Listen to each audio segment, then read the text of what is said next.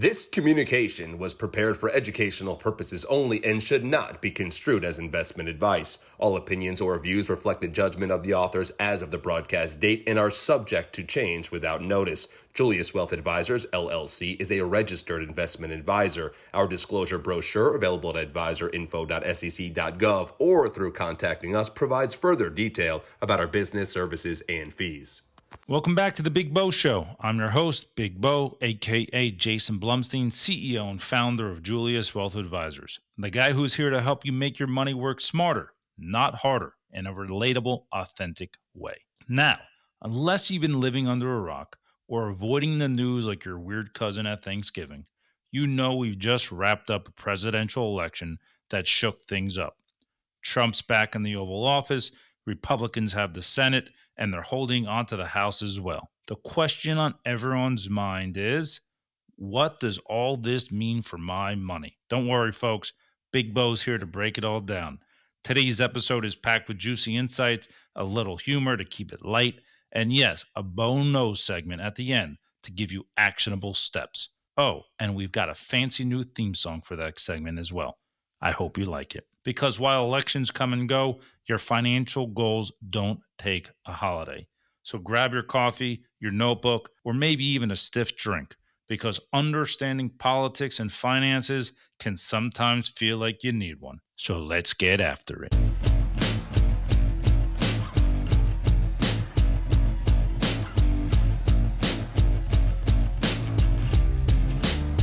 Let's take a little flower and turn it into a tree.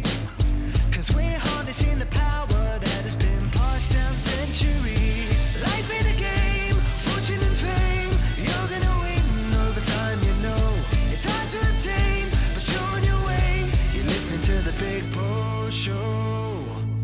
Brought to you by Julius Wealth Advisors. All right, let's get into it. First, I want to set the stage. This is not a political conversation. Politics, unfortunately, has a way of dividing people, but I'm coming at this from purely a financial perspective.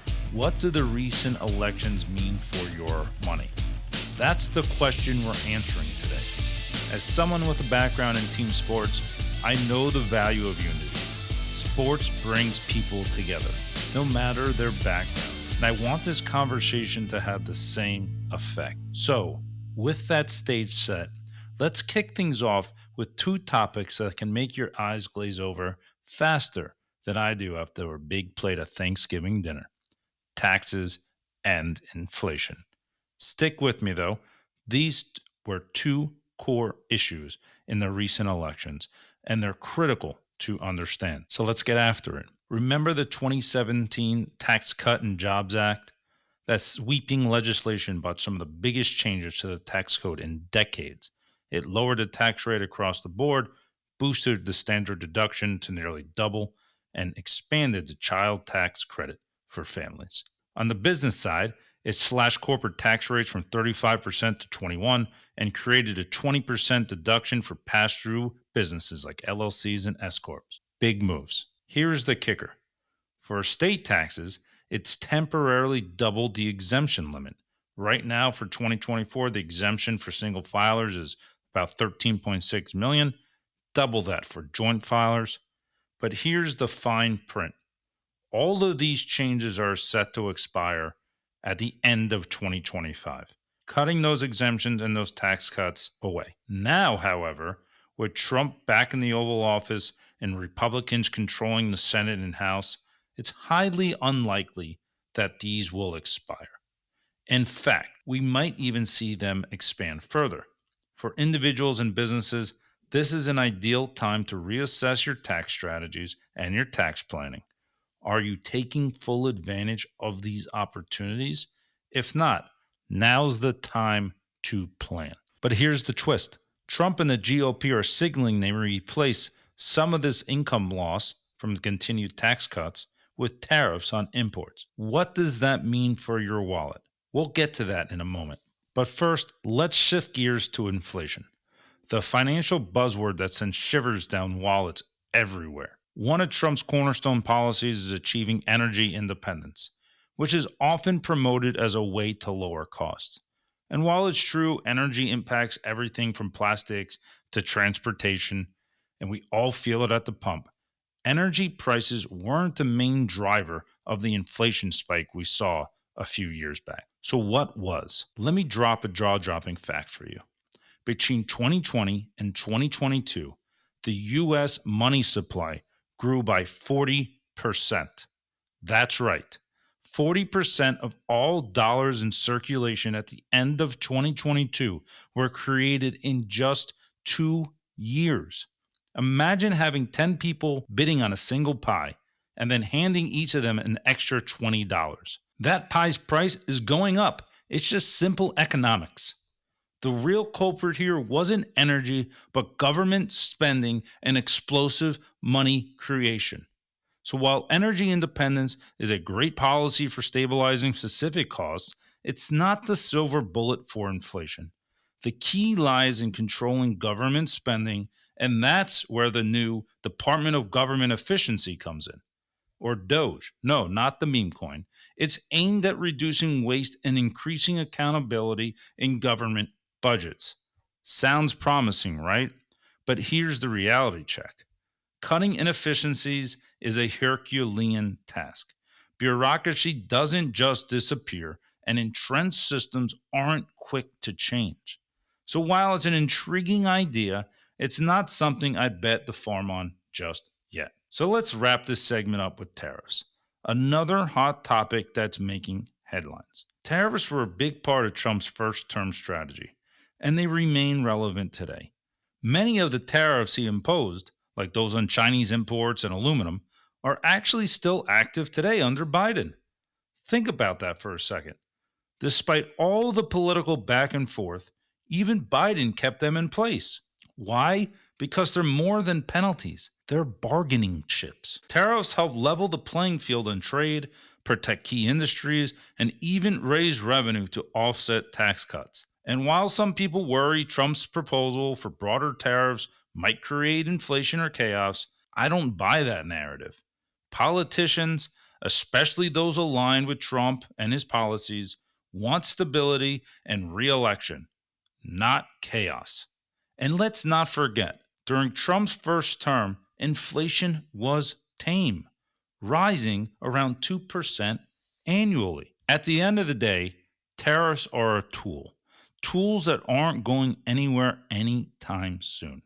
The real question is whether they'll strengthen industries and achieve their intended goals without putting undue pressure on consumers.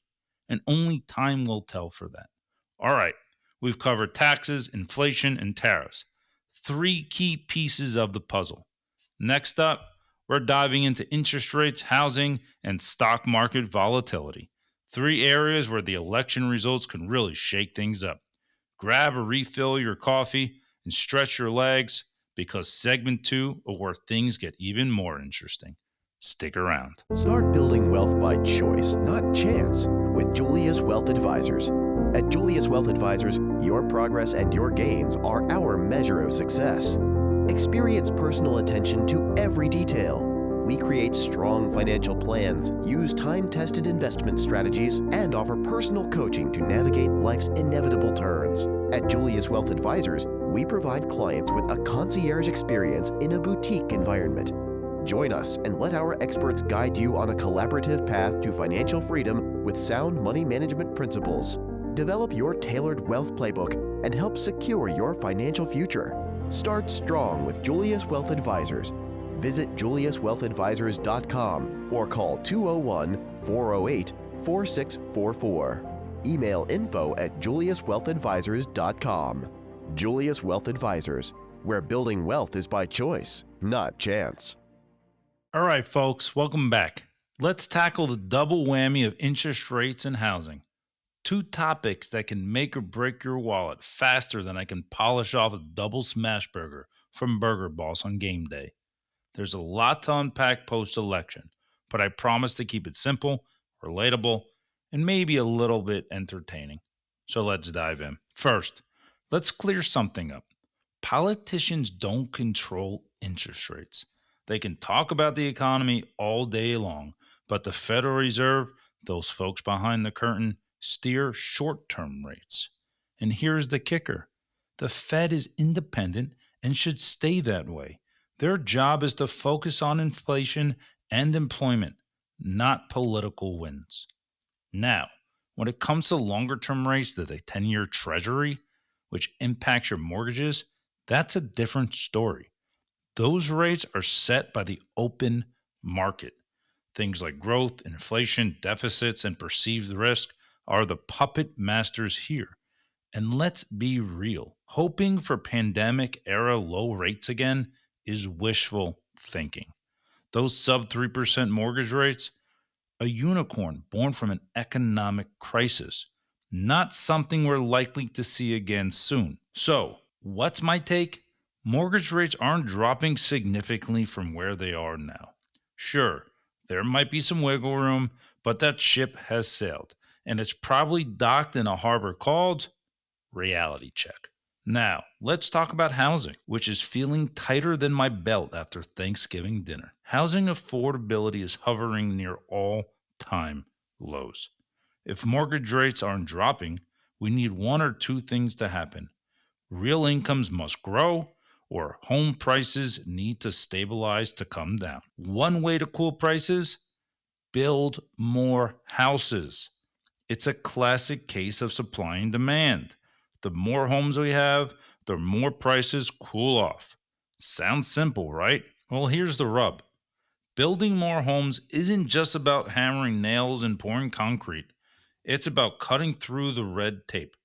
Regulations and zoning laws are major roadblocks. During Trump's first term, housing starts jumped 32% thanks to loosened regulations. Over the past 4 years, they've dropped about 20%. That's a big swing, and it's part of why housing feels so tight right now. Here's the deal.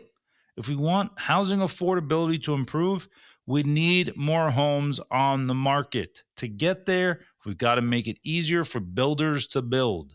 Right now, the housing market feels like musical chairs. If you don't have one already, it's tough to grab one. Let's quickly touch on the stock market. Here's the truth.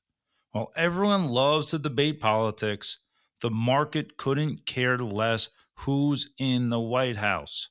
Historically, the average annual return during U.S. presidential terms is roughly about 10%, regardless of whoever's in the office, a D or an R. What really drives stock prices?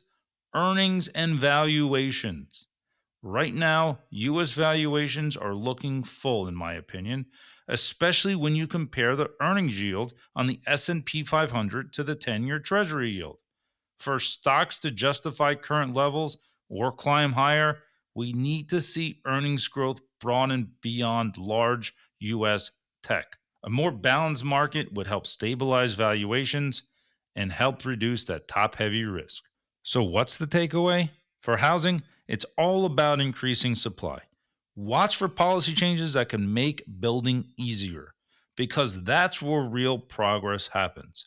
For stocks, remember, it's not about who's in office. It's about businesses adapting, thriving, and finding ways to grow. So let's take another quick break, and then we'll come back and we'll tie all of this together around everyone's favorite holiday and mine, Thanksgiving. In our Bo Knows segment, we'll break down how taxes, housing, and even tariffs relate to piling up your plate and finding balance at that dinner table. Don't miss it. I'll see you after this.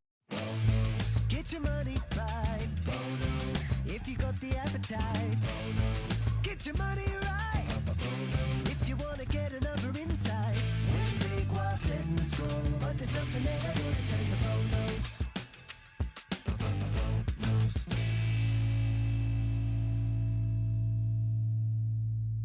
All right, folks, it's time for everyone's favorite segment, Bo Knows. And how about that fancy new theme song? Hope you enjoyed it. It got me feeling pumped to tackle this Thanksgiving theme finale. Because if there's one thing I love more than talking about money, it's piling my plate with turkey, mashed potatoes, and a slice or two of my famous pumpkin pie. So let's tie this all together. Think of taxes like the appetizers at your Thanksgiving dinner. They set the tone for the meal, just like they set the tone for your financial life. The 2017 Tax Cut and Jobs Act was like your favorite deviled eggs. My grandmother used to make the best. It gave everyone a little something to chew on. And now with Trump back and the Republicans in control, it's like they're bringing the same appetizer to the table, but maybe with a little extra spice.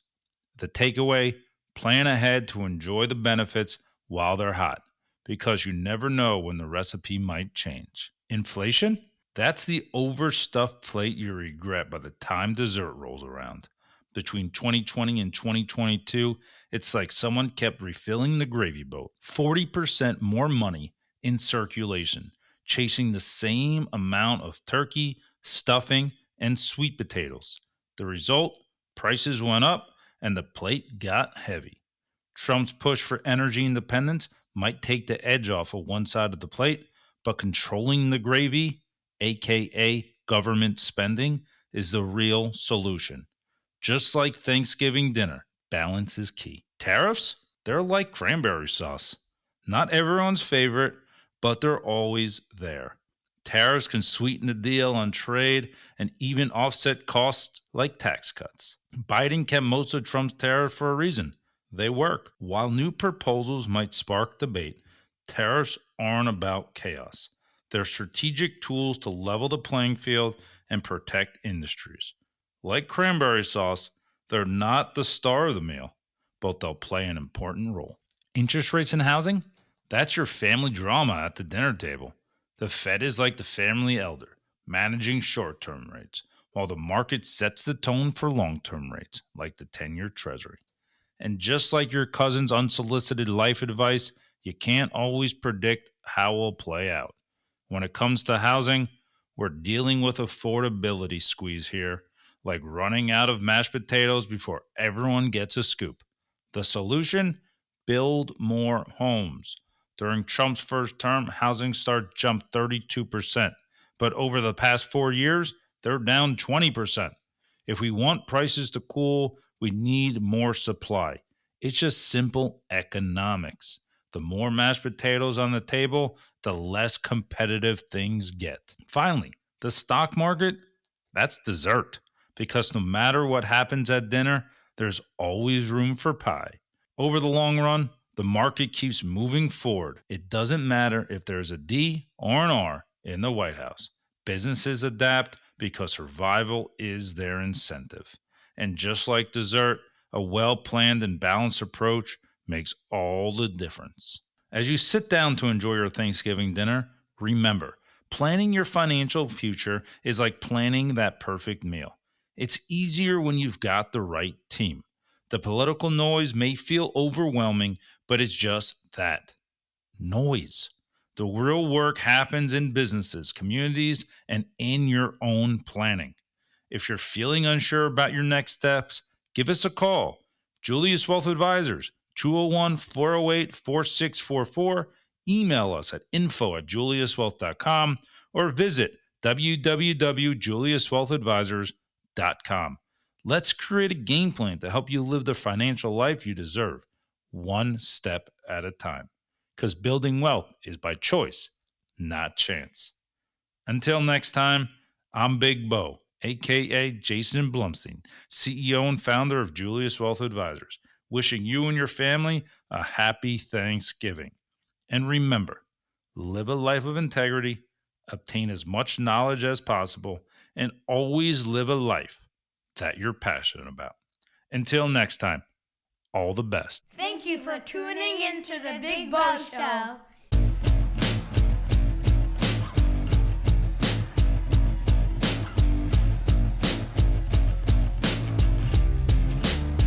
Let's take a little flower and turn it into a tree. 'Cause we're harnessing the power that has been passed down centuries. Life in a game, fortune and fame. You're gonna win over time, you know. It's hard to attain, but you're on your way. You're listening to the Big Bo Show. Brought to you by Julius Wealth Advisors.